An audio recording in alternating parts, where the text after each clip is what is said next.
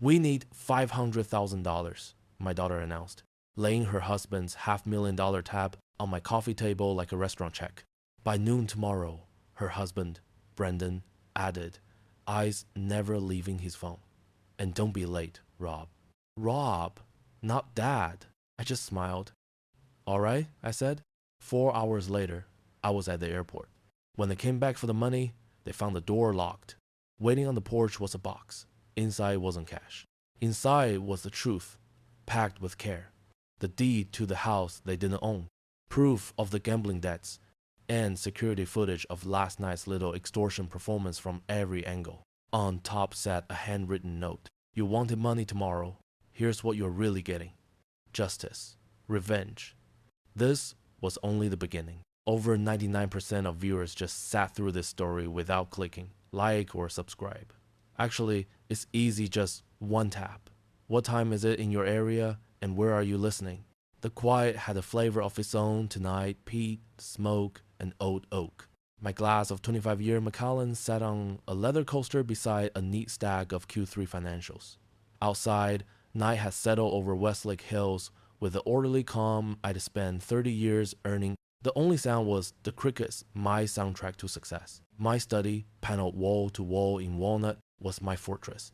Every book on the shelf, a brick in the citadel I'd built, Atlas, Shrugged, Churchill's biography, ledgers of a life measured in effort and return. Here, the rules were simple.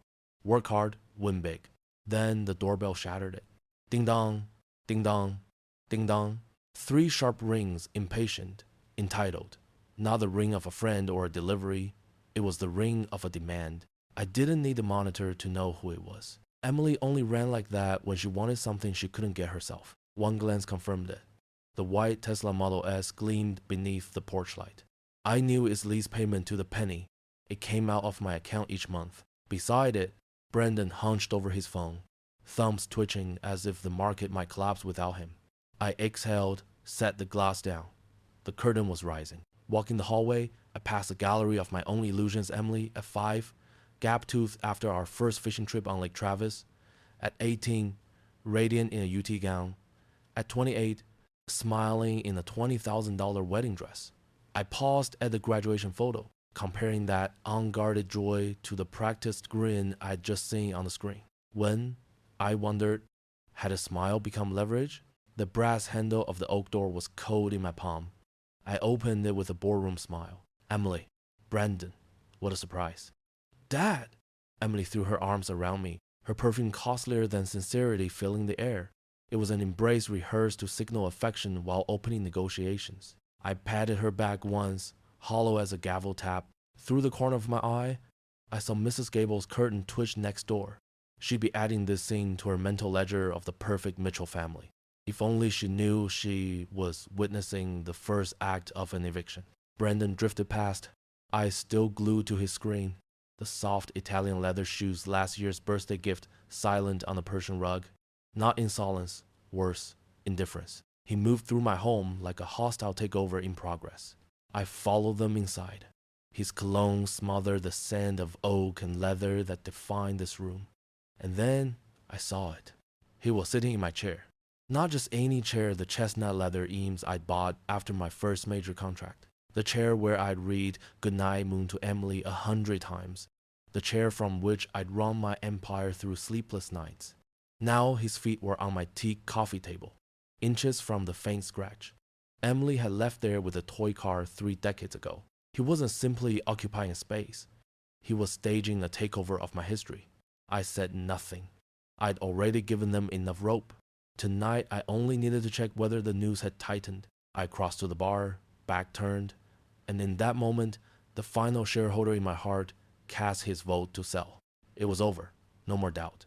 I came back from the bar with my bourbon in one hand and a glass of water for Emily in the other, simple hospitality, and a way to reassert control over the room now that my chair had been occupied. I handed her the water, my eyes flicking over the Hermes bag she was nervously adjusting on her shoulder. I'd bought it for her last Christmas, after she complained she was falling behind the other moms at the kids' private school. Thanks, Dad, Emily said. Sweetness turned up a notch too high. She perched on the edge of the linen sofa, a posture of calculated urgency. Brendan, still sprawled in my chair, waved off my offer of a drink with an impatient shake of his head. He wasn't here for small talk. Emily leaned forward, fingers unconsciously tracing the pearls at her throat, my gift for her 30th. Dad, you always taught us that family is an investment, she began, eyes wide, trying for sincerity. An investment, I thought, taking a slow sip. She wasn't wrong, and it was time to review the abysmal performance of this particular portfolio. Instead of answering, I sat opposite them, leaving a comfortable distance, and asked an easy question, as casual as discussing the weather. How's the commercial project in Round Rock coming along? I hear that market's booming. Business Journal says so. A lie, of course. I'd seen the foreclosure notice on a legal site weeks ago. I was handing them a shovel to see how deep a hole they'd dig. Silence settled. Emily shot a quick glance at Brendan, a hairline crack in their little production. Brendan cleared his throat, that smooth confidence wobbling. Just a market correction. Temporary, he said with a flick of the wrist. But that's not why we're here, Rob. Rob? The name hit the room like a stone dropped in still water. Not Dad, not Mr. Mitchell, just Rob. A little power play and attempt to demote me from father to peer. A business partner about to be pitched a bailout. To my surprise, I felt a strange relief. The burden of fatherhood slid off. This was just a negotiation with a bad counterparty. I said nothing. Only let the corner of my mouth twitch a gesture I was sure the hidden camera in the bookcase would catch. When I didn't bite, Emily pressed on. You know, we wouldn't come unless it was serious. You always said family comes first, right? Her voice jumped a register the same tale I'd heard since she was 12, swearing she hadn't broken her grandmother's china teapot. Now her hand turned the diamond ring on her finger, my mother's ring, her grandmother's heirloom, reduced to a prop in this shabby play. I glanced toward the window, lights from the neighbors blinking in the dark. I wondered what Mrs. Gable would think if she could hear this. Probably that she stumbled into a bad episode of a cable drama. She wouldn't be wrong. I had no intention of winning an argument. That only invites a tearful scene and a handful of canned accusations. No, my goal was to let them talk. Let them pour it all out. Let them feel in control. Let them arrive at the ask, the final threat. Let the security system collect every incriminating word. I tightened my grip on the glass, feeling the cool bite of crystal. The set was dressed, the actors had taken their marks, and I, the reluctant audience, waited for the one line that mattered. I was done with the warm-up act, done with the clumsy little play that had neither finesse nor the bare minimum of respect. Emily kept droning on about family, loyalty, and the values we built together. Every word was a polished needle aimed straight at the sense of duty I've carried for 35 years. Sunday dinners, hard seasons, how I'd always been the rock. Once, those words had weight. Now they sounded hollow, like ad copy read-off, a cue card only she could see. I raised my hand. A small gesture, just enough to slice through the syrup. How much? 2 words. Short, cold as steel. The question hung between us and split the room like a scalpel. All the pretend feeling drained away. No more father and child, just a transaction. Emily froze. Her mouth opened, but nothing came out. She looked exactly like an actress who's just lost her line. Her panicked eyes slid to Brandon, begging her scene partner to save her. Brandon slouched in my leather chair like he owned the house, smiled a little. He was enjoying himself. In his head, my bluntness meant I'd lost control, a seam he could pry open. He thought he had the leverage. 500,000, he said, as casually as ordering a steak at Morton's. We need it in the account before noon tomorrow. $500,000. Not a request, an order. The number landed like a dead weight. No echo, just a thud in my chest. I'd braced for ugly 100, maybe 2. But $500,000 in a few hours wasn't support. It was a panicked gambler with a gun to his head. The room tilted. Shelves, frames, the light at the window, all a little off their axis. Not from emotion. From the sense that a basic law of order and fairness, the law I'd lived by, had been snapped into. I said nothing. Silence, my oldest weapon. In rooms where 7-figure contracts live or die, I learned a long time ago. The first one to speak after the number loses. I lifted my bourbon, breathed the peat and smoke, took a small sip. My eyes never left them. I let the quiet do its work. The Howard Miller pendulum clock in the corner seemed indecently loud. Tick another hammer blow to their patience. Talk one more second for the security cameras to drink it all in. The pressure popped Emily first. Dad, she rushed, voice shaky but trying to sound urgent. This is a once-in-a-lifetime investment. Hill country acreage by a new resort. Triple in 6 months. We can't miss it. It's a sure thing crypto play. Brendan cut in and tripped over his own lie. I mean, real estate backed by blockchain, very transparent, very future. I only frowned. That was enough. The lies were sloppy. Their story wasn't even aligned. What I felt wasn't contempt so much as stupidity lacquered with greed. When my silence didn't budge, Brendan changed tactics. He stood, walked to my bar, opened the cabinet, and pulled my Macallan 25, the bottle I'd saved for anniversaries. He poured himself 3 fingers without asking. A crude little display he mistook for power. Listen, Rob. His voice dropped into that bargain bin menace men learn from bad crime movies. These aren't bank people. No letters, no phone calls. When they're unhappy, they make it public. 还丧时, he sipped my scotch and leaned on the mantel.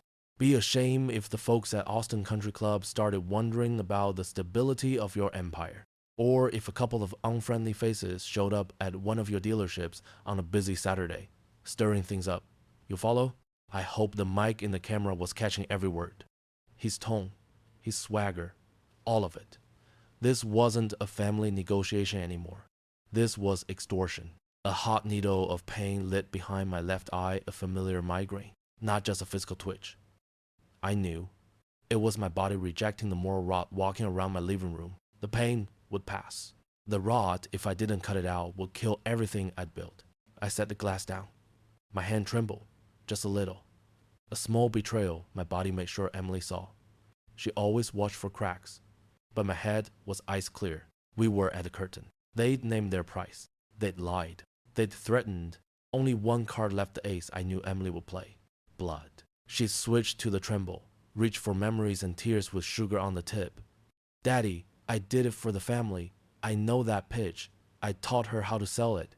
I glanced at the clock. The tape had run long enough. The record was complete. I stood. Noon tomorrow, I said, voice even. Come by. Something will be waiting. Emily opened her mouth, but I was already turning away. The pendulum spoke again. Tick. Tock. The air went rigid, like glass right before it shatters. Outside the window, Austin's sky had settled into a copper dusk. In that light, the truth was sharper than ever. The break between the father and the people who used to call him dad isn't loud. It happens in silence, cold, clean, and final. My migraine throbbed in time with the clock's tick. I looked at my daughter, the same little girl I used to push on the swings at Zilker Park, and saw a stranger. Emily read my silence not as weakness but as resistance. Cornered, she reached for the weapon she always used when pressed, the cruelest one. Her eyes filled with perfectly calibrated tears, glossy but not enough to smudge the expensive mascara. Her voice trembled with Oscar-worthy precision. Dad, you look pale, she said, feigning concern. I know this is hard, but if mom were here, a practiced sob, she'd be ashamed of how you're treating us. She'd do anything for family. There it was, the trump card.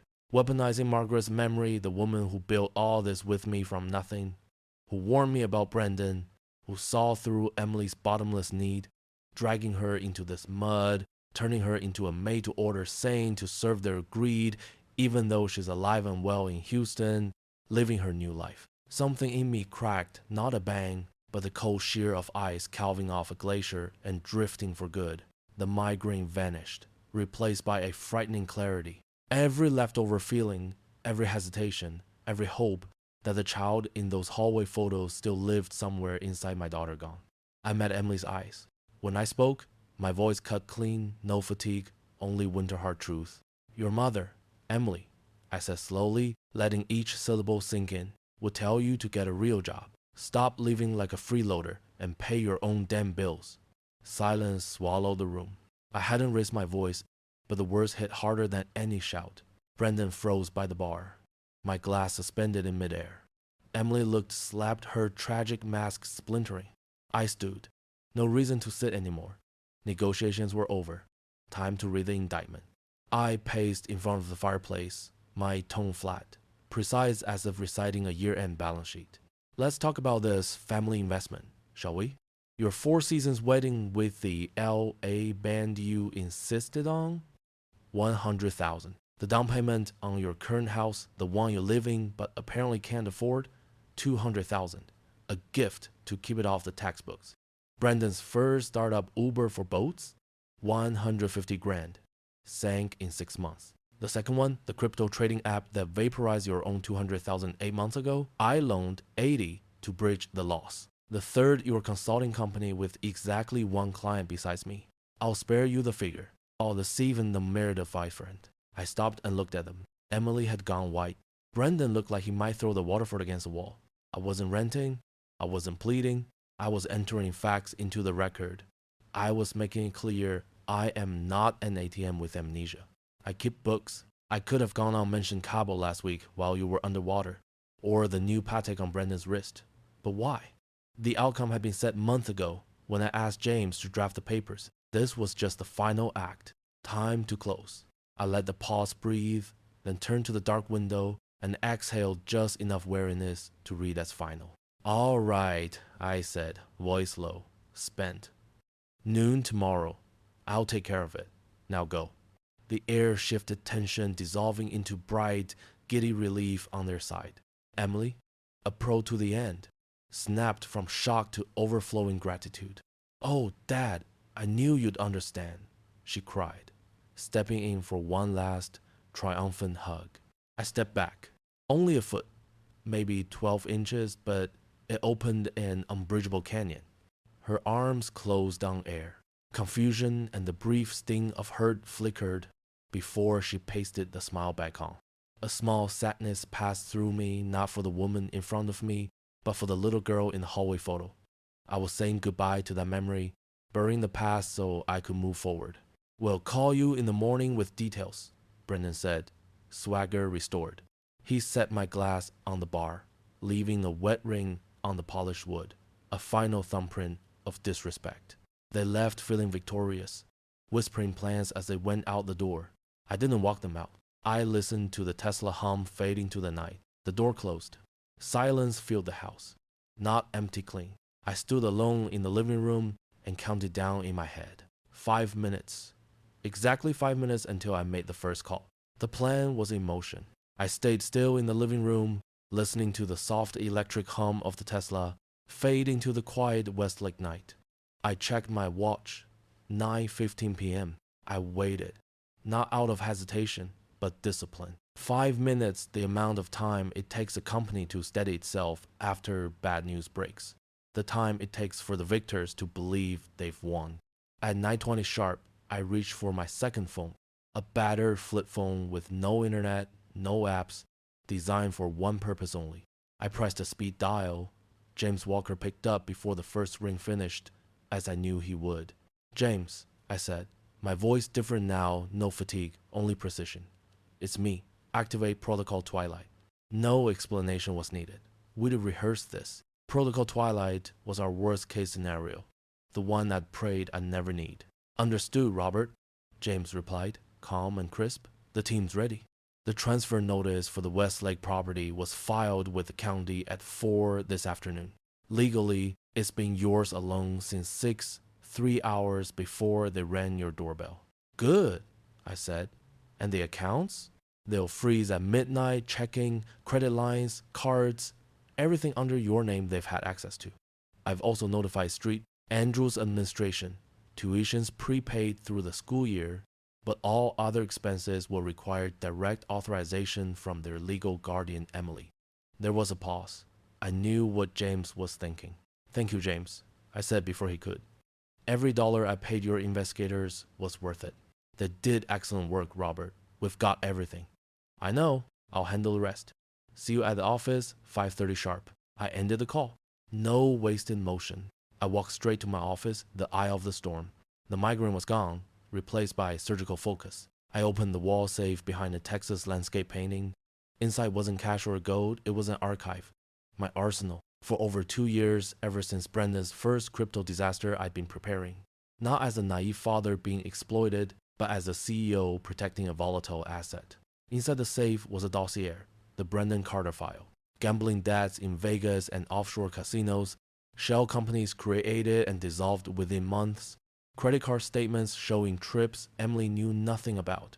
I pulled out an ordinary Amazon box I stored for this purpose. I began packing it not like a father expressing disappointment, but like a prosecutor preparing exhibits for trial. Exhibit A, a notarized deed for the Westlake home, my name listed as the sole owner. Beneath it, the original trust and estate agreement Emily signed 6 months ago, without reading past page 2, a document transferring ownership back to me in exchange for the Tesla loan. She sold her own house without realizing it. Exhibit B, a professionally printed accounting statement bearing my firm's logo. Every dollar I'd given them over 8 years, neatly categorized. Failed investments, lifestyle support, unrepaid personal loans. Total $847,214.32. Exhibit C, a manila envelope with color photographs Brendan at the Bellagio poker table, time-stamped last week, while he told Emily he was in Denver on business. Exhibit D, a plain black USB drive. Inside, high-definition footage from 3 hidden cameras, complete audio, their entire performance tonight, every fake hug, every threat, captured forever. On top, I placed a note written with my Mont Blanc. Assets and liabilities. Time to balance the books. It was done. I made one final circuit through the house, like a man locking up before a long trip. At the hallway portrait at Laguna Gloria, 5 years ago, I stopped. Emily's smile back then had been genuine. Maybe once, it had been real. I didn't take the picture down. I simply lifted it off the hook, turned it backward, and hung it again. The blank canvas, honest and bare, suited our family better now. In the bedroom, I removed my University of Texas ring, the one Emily used to spin on my finger as a child. I placed it in a small box inside the safe. The man who'd worn that ring, the hopeful father, no longer existed. I sealed the Amazon box with tape and set it on the iron table by the porch where they'd be sure to see it first thing tomorrow at noon. I felt no triumph, no vengeance, only a heavy relief, the kind that follows difficult but necessary surgery. The burden I'd carried for years was finally laid down. I wasn't glad my daughter would suffer. I was at peace knowing that order, principle, justice was about to be restored in my world. The plan was active, the clock was ticking, and it was time to leave the scene. The alarm went off at 4:30 a.m., but I'd been awake before it. Sleep had come easily deep and dreamless for the first time in months. No hesitation, no snooze button. Discipline has lived in my bones after 30 years of running a company. Today, that discipline served a different purpose: to set me free. By the time dawn brushed Austin's sky with a pale pink, I was steering my Bentley along the empty roads of Westlake Hills. I chose the Bentley over the Tesla on purpose. This car stands for my legacy success I built with my own hands, not some toy I bought to paper over someone else's insecurity. I drove past my 3 biggest dealerships, the giant American flags snapping in the early breeze. I didn't feel sad. I felt proud. Jake Martinez, the manager I've trained for a decade, will run them well. The legacy will carry on. My life is turning the page. At 5:30 a.m., I stepped onto the 42nd floor of the Frost Tower, into a glass-walled conference room, looking out over a city waking up. James was there already with voodoo donuts and hot coffee, our ritual before any major deal. "You look like you actually slept," James said, sliding the last stack of papers my way. "Best night in years," I answered, signing with my father's old fountain pen. James flipped open a thicker folder. "This is a nuclear option. Full dossier on Brendan's serious business partners, including a couple of pending warrants in Nevada." "Only if necessary, James," I said. "The goal is to restore order, not scorch the earth."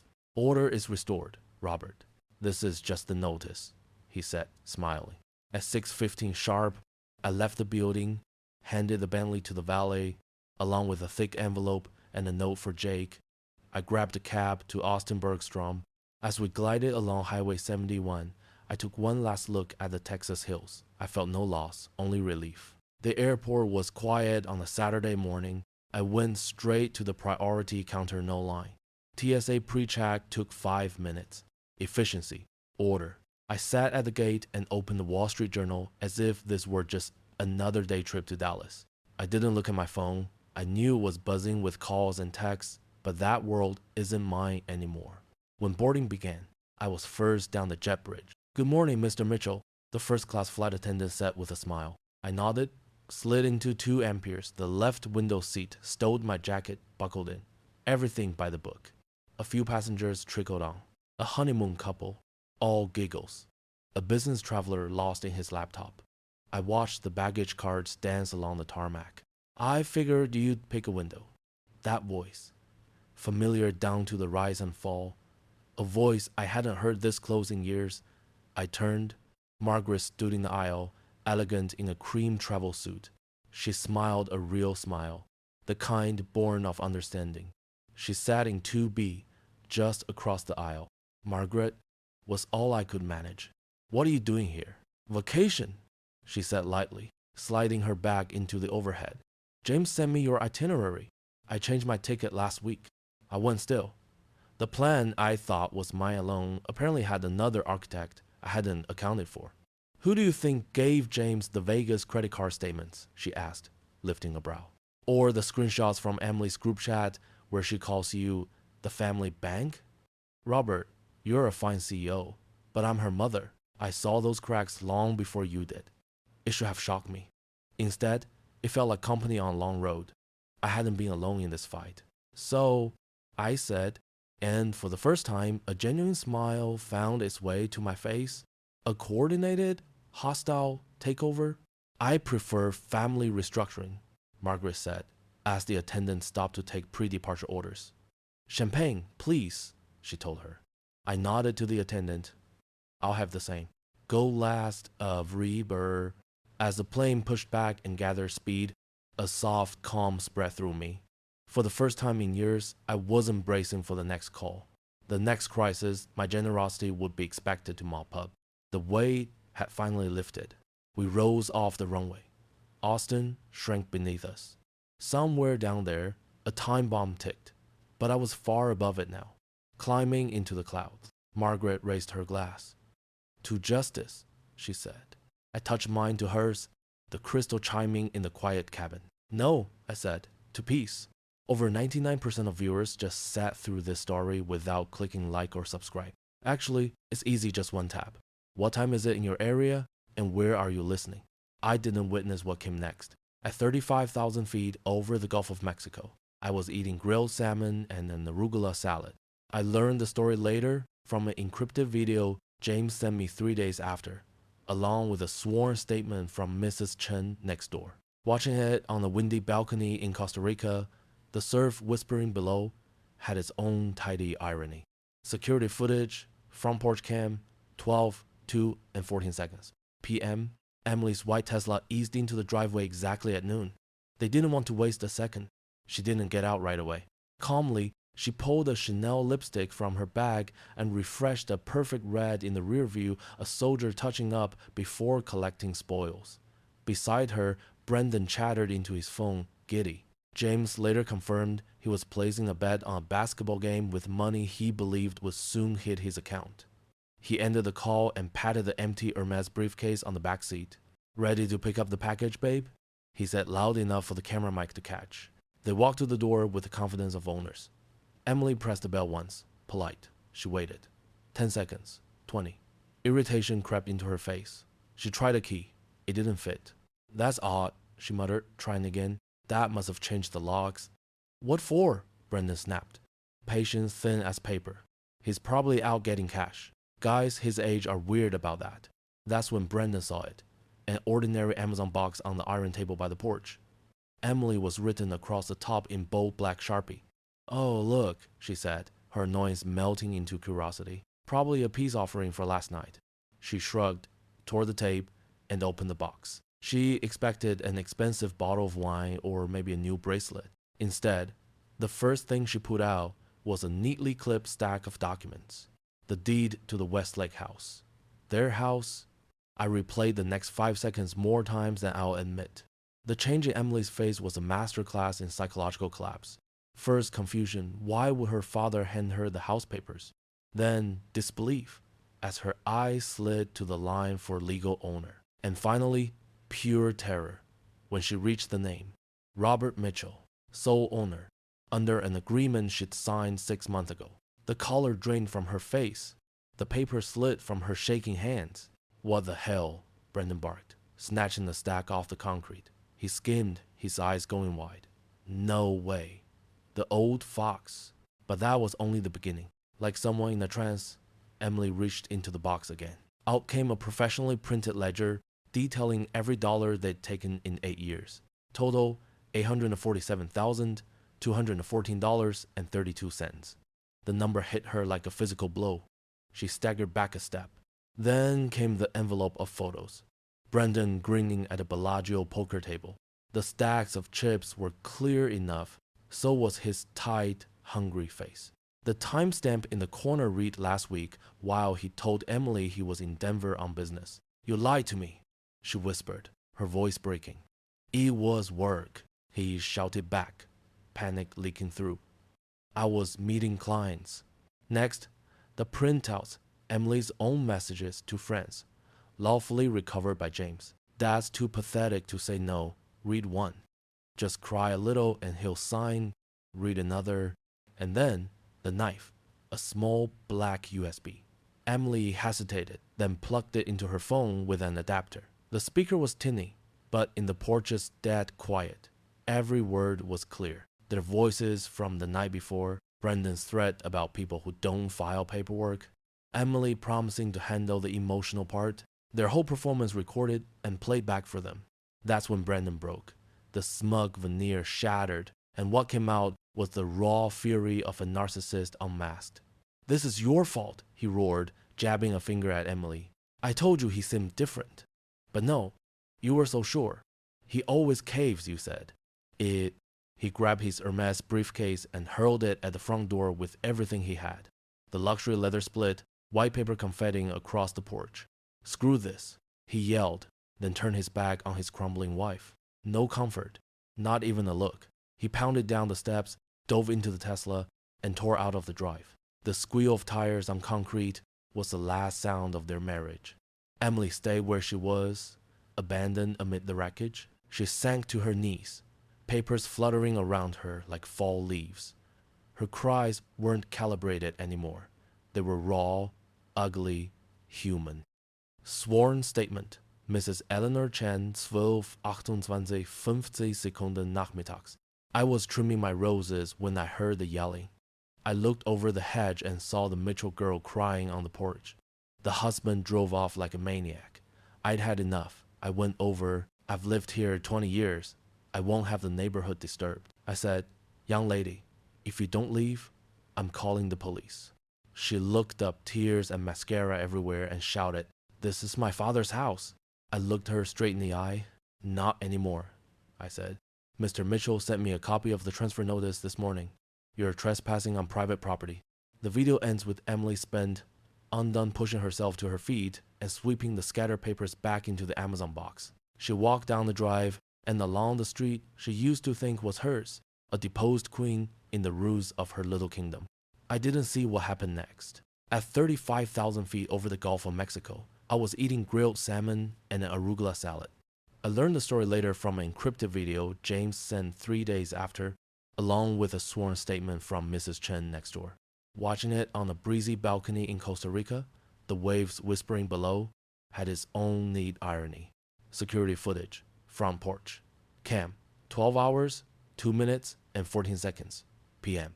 Emily's white Tesla slid into the driveway right at noon. They weren't about to waste a second. She didn't get out immediately. Calmly, she pulled a Chanel lipstick from her bag and refreshed a perfect red in the rear view like a soldier touching up before claiming the spoils. Beside her, Brendan was on the phone, elated. James later confirmed he was betting on a basketball game with money he believed would be in his account any minute. He ended the call and patted the empty Hermes briefcase on the backseat. "Ready to pick up the package, babe?" he said, loud enough for the mic to catch. They walked to the front door with the confidence of owners. Emily rang the bell once, politely. She waited. 10 seconds. 20. Irritation flickered. She tried a key. It didn't fit. That's odd, she muttered, trying again. Dad must have changed the locks. What for? Brendan snapped, his patience paper thin. He's probably out getting cash. Men that age are weird about that. That's when Brendan spotted it. A plain Amazon box on the iron porch table. Emily was written across the top in thick black Sharpie. Oh, look, she said, annoyance melting into curiosity. Probably a peace offering for last night. She shrugged, ripped the tape, and opened the box. She expected a pricey bottle of wine, maybe a new bracelet. Instead, the first thing she pulled out was a neatly clipped stack of documents. The deed to the Westlake house. Their house. I replayed the next 5 seconds more times than I cared to admit. The transformation on Emily's face was a masterclass in collapse. First confusion, why would her father hand her the deed? Then, disbelief, as her eyes slid to legal owner. And finally, sheer horror. When she reached the name, Robert Mitchell, sole owner, under an agreement she signed 6 months earlier. The color drained from her face. The paper slipped from her shaking hands. What the hell? Brendan barked, snatching the stack off the concrete. He skimmed, eyes wide. No way. The old fox? But that was only the beginning. Like someone under a spell, Emily reached in again. Out came a professionally printed ledger. Every dollar detailed over 8 years. Total $847,214.32. The number hit her like a body blow. She staggered. Next, the envelope of photos. Brendan grinning at the Bellagio poker table. The stacks of chips were unmistakable. So was the tight, hungry look on his face. The timestamp in the corner marked last week during his business trip to Denver. You lied to me, she whispered, her voice breaking. It was work, he shouted, panic edging in. I was meeting clients. Then the printouts, Emily's own messages to friends, recovered legally by James. Dad's too pathetic to say no, one read. Just cry a little and he'll sign, said another. And then the knife, a small black USB. Emily hesitated, then plugged it into her phone with an adapter. The speaker was teeny, but in the porch's dead quiet, every word was clear. Their voices from the night before Brendan's threat about people who don't file paperwork. Emily promising to handle the emotional part. Their whole performance, recorded and replayed for them. That's when Brendan cracked. The smug veneer shattered, and out poured the raw fury of a narcissist exposed. This is your fault, he roared, jabbing a finger at Emily. I told you he was acting different, but no, you were so sure. He always caves, you said. He grabbed his Hermes briefcase and hurled it at the front door. The luxury leather split, white paper confetti scattering across the porch. Screw this, he shouted, then turned his back on his collapsing wife. No comfort, not even a look. He pounded down the steps, dove into the Tesla, and tore out. The squeal of tires on concrete was the last sound of their marriage. Emily stayed there, abandoned in the wreckage. She sank to her knees, papers circling her like autumn leaves. The crying wasn't calibrated anymore. It was raw and human. Sworn statement, Mrs. Eleanor Chen, 12 Stunden 28 Minuten, 15 Sekunden p.m. I was trimming my roses when I heard shouting. I looked over the hedge and saw the Mitchell girl crying on the porch. The husband drove off like a maniac. I'd had enough. I went over. I've lived here 20 years. I won't have the neighborhood disturbed.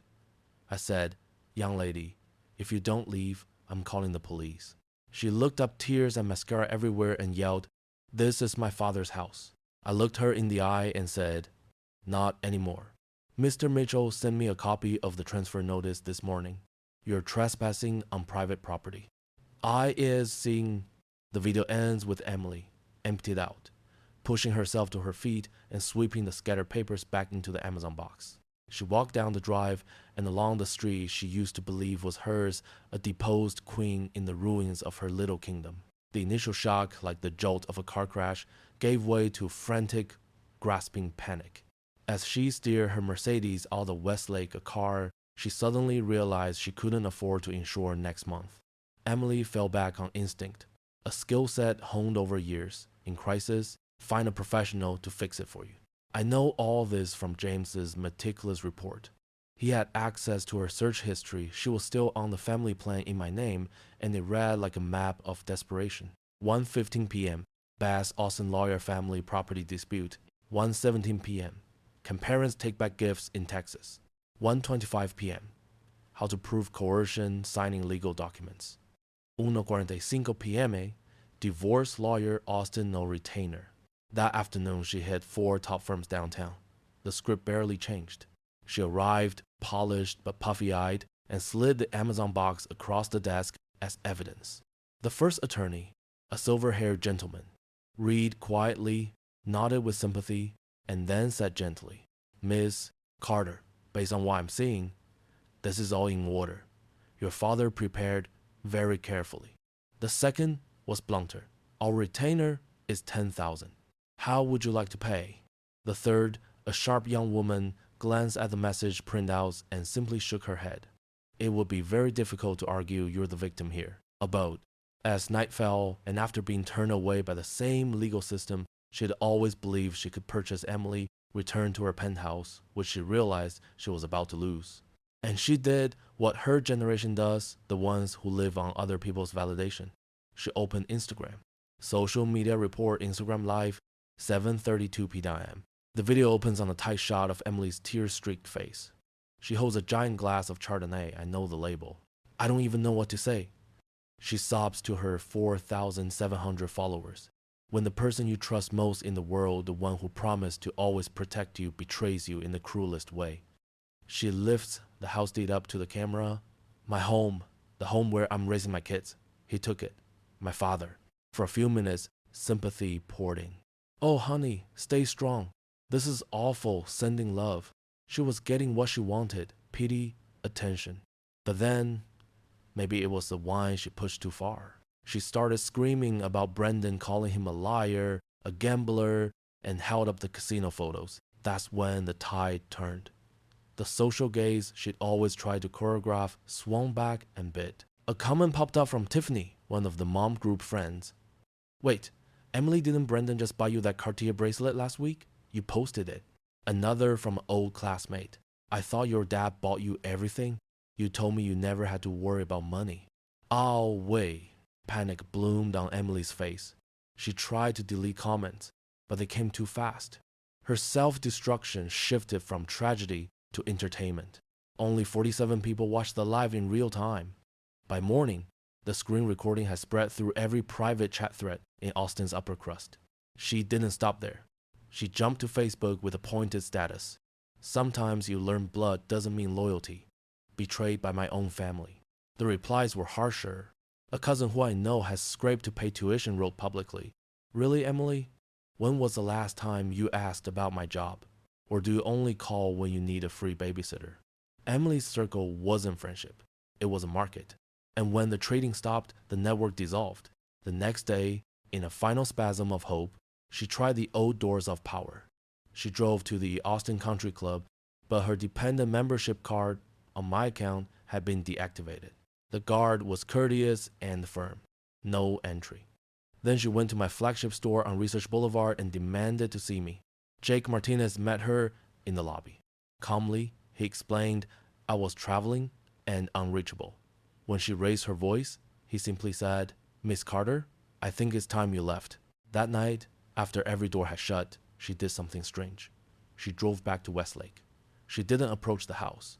She parked across the street under a live oak and just Saturday. Street camera footage shows the Mercedes idling there for over an hour. She didn't cry, she didn't call. She just stared at the dark windows of the house that used to be mine, the house that once stood for everything she had. In the quiet of that car, for perhaps the first time in her life, Emily wasn't performing for anyone. The anger had burned off. The panic ebbed. What remained was a cold emptiness. For the first time, she wasn't thinking about money. She was thinking about Sunday evenings, family dinner in that dining room. She understood then that what she'd lost wasn't just a house, or a bank account, or even a husband. She'd lost the idea of home, however counterfeit it had been, and she was entirely alone. Emily's old world, the champagne parties, the empty flattery, the credit cards with no ceilings was gone. Now the real world came to collect. Gravity, The rule she once believed applied only to ordinary people began tugging her down with a merciless hand, and there was no one left to catch her.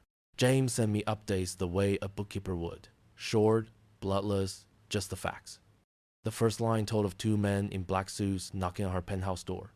No threats, no waving arms. They simply set a photo of Brendan on the table. We think you'll want to help us find him. He owes us a great deal. They left the phone number and walked out, leaving a silence that felt dangerous. 3 days later, an eviction notice went up on the glossy mahogany door. 3 months behind on rent. $15,000 an amount Brenda had never mentioned. She had 30 days to pay or move. Panic became the only thing holding her upright. For the first time in her life, Emily held a moving sale. Word spread through Austin like an upside-down society event. Women who used to envy her filed in, with sympathetic faces and eager hands, gliding over the Italian chairs, the French mirrors, the Tiffany lamp bargaining as they went. The Waterford crystal that once toasted Brendan's birthdays sold for $50. The Louboutin symbols of status not long ago sat on the floor, a flat 100 apiece. The worst was the Vera Wang wedding gown, carried off by a young bride whose happy smile felt like a knife. Every item out the door wasn't just property, it was a shard of her former self, stripped and sold for cash. The money covered a few loose debts, but it couldn't buy back a persona. She needed work. That's when she had to face the blank page of her resume. 10 empty years, no skills listed, just the title wife. Design firms passed outdated experience. High-end boutiques told her she was overqualified. Once, that phrase would have made her proud. Now, it sounded like a sentence. In the end, fate picked the cruelest spot. Nordstrom at Barton Creek Mall. The very place she'd once burned through tens of thousands a year on my card. Now she stood behind the counter with a plastic name badge. 15 an hour plus commission. She learned to hold a smile for customers who used to be friends, while they pretended not to recognize her. On eviction day, she rented the smallest U-Haul herself. James forwarded the building's security footage. Emily alone, trying to lift the leather sofa I'd given them as a wedding present, dragging it across the stone lobby while former neighbors peeked from their doors. Thin, pale, but there was something new in her shoulders, a hardening I hadn't seen before. The new address delivered the real shock. A 400 square foot studio above a noisy Mexican restaurant on East Riverside, a neighborhood she once dismissed as gritty.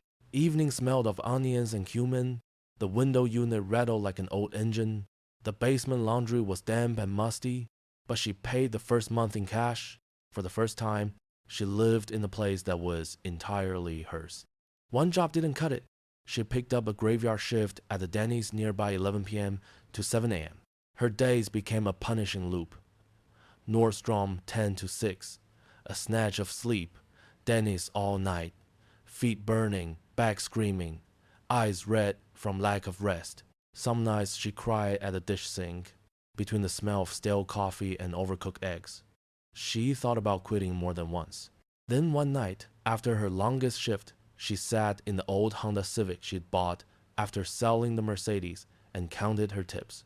Wrinkled ones and fives, folded and damp $300, the most she had ever earned with her own hands in a single night. She broke down and cried, not from shame, not from anger, but from something deeper, pride. For the first time, she understood that a dollar's value isn't in its face, but in the weight of the sweat behind it. In that moment, she made a small peace with herself. The first seed of self-respect took root tiny, but true. One Sunday evening, Margaret went to see her.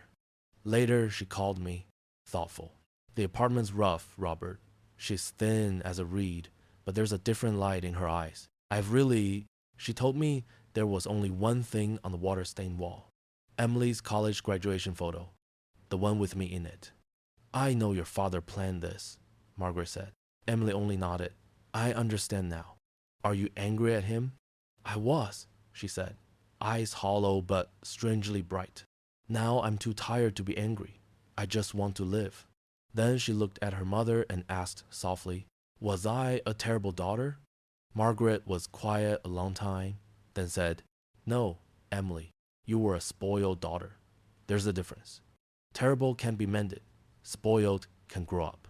James told me those words were a life preserver. Emily began to change. No more tears on the way to work, no more ducking a customer's eye. She was still in her purgatory, but for the first time, she could see a door at the far end, small, distant, but real. Emily's world had fallen down, and in the rubble, another person was being rebuilt by hand from the ground up, in the kind of quiet only those who've hit bottom really understand. Over 99% of viewers just sat through this story without clicking like or subscribe. Actually, it's easy, just one tap. What time is it in your area, and where are you listening? 6 months passed in Costa Rica time, measured not by quarterly reports but by wet season and dry. I learned to tell a howler monkey from a toucan by sound alone. My blood pressure settled back to that of a 40-year-old. I started volunteering as an English teacher in the village. The kids called me Roberto and giggled at my accent. Margaret found watercolors, and though her paintings were far from perfect, they were full of life. We found a kind of peace, an old friendship refitted with shared memories, and an understanding that didn't need words. James still sent brief monthly updates on Emily, at my request. She kept both jobs. She'd been promoted to department manager at Nordstrom. She paid off the credit card debt Brenda left behind. She lived modestly by a schedule, with no backsliding and no trace of self-pity. One morning, coffee in hand on the porch with the Pacific spread out below, I made a decision. I think it's time, I said to Margaret. She didn't ask what I meant. She just nodded. She's ready. The question is, are you? I slipped back into Austin quietly. No car waiting at the curb. I rented a plain Ford Fusion and booked a room at the Marriott by the airport. I didn't want to return like a king to his realm. I came back as an observer. That afternoon, I went to Nordstrom at Barton Creek Mall. I stood behind a display of perfumes and watched. Emily was helping a young couple choose wedding rings. She was patient, smiling, and talked about quality and value, not the most expensive brand. She was thinner, but there was a steadiness in the way she held herself. She wasn't a girl dressed to impress anymore. She was a woman doing her job. I drew a breath and stepped to the counter. "Excuse me," I said, calm as I could. "I'm looking for a gift." She turned, and for a moment time stopped. Her eyes widened. The practiced retail smile fell away, and there was just plain hurt, naked, and honest. "Dad," she whispered. The word sounded unfamiliar in her mouth. "Hello, Emily," I said. We stood there in the awkward hush while shoppers hurried by and soft music floated overhead. Then something unexpected happened. She smiled a real smile, a little shaky, with no calculation in it. "You're actually shopping," she said. "I thought you always sent an assistant." "Things change," I said. "You have too." The visas, and that evening I climbed 3 creaking flights to her studio. Garlic and cumin drifted up from the restaurant below. The place was small, but spotless and startlingly neat. Her graduation photo hung square on the wall. On a short bookcase sat paperbacks on personal finance and budgeting. She cooked dinner pasta with tomato sauce and basil from a little pot on the sill. We ate at her tiny table on mismatched plates. It was the best meal I'd had in years. "I hated you," she blurted, looking down at her pasta. "I know," I said gently. "I mean really hated you. I wish the worst on you." "I know, Emily, and maybe I earned some of that." She looked up, surprised. "No," she said. "No, you didn't. I was the one. I was a parasite. Now I see it."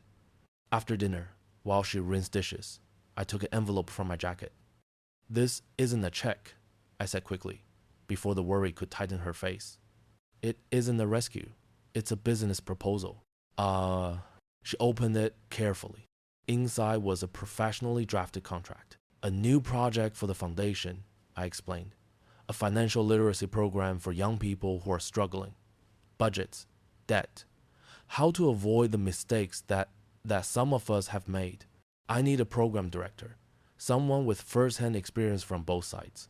She read it twice, then the third time. The salary was fair, not lavish. The performance goals were clear. This wasn't charity, it was a job. "I believe in you, Emily," I said. "Not because you're my daughter, but because of the person you've become. You've paid a high tuition. Don't waste it." She looked at me with wet eyes, and this time I knew the tears were real. I need time to think, she said. And I'm going to keep working at Denny's on weekends, at least 6 months. I need a backup plan. I smiled, proud, honestly proud. That's the smartest thing I've heard you say in 10 years. She took the job, and she thrived. 2 years later, her program had helped hundreds of Austin's young adults find their footing. She became a sought-after speaker, telling her story plainly, without varnish. When the savings bond Margaret and I left her matured, she didn't buy a luxury car. She used it as a down payment on a modest house in South Austin with a small backyard garden. That Thanksgiving, we ate dinner there. Margaret flew in from Costa Rica. I brought a good bottle of wine. Emily cooked everything herself. We sat around her little table. No strain, just an easy warmth. Emily lifted her water glass. To new beginnings, she said. Margaret raised her wine. To costly lessons. I lifted mine. To a legacy rebuild. We clinked plastic and crystal and imperfect, perfect sound. The wealth I'd spent a lifetime building felt small beside the richness in that little room. A daughter's respect earned, not inherited. And the knowledge that sometimes the greatest gift you can give isn't money, but the chance for someone to save herself.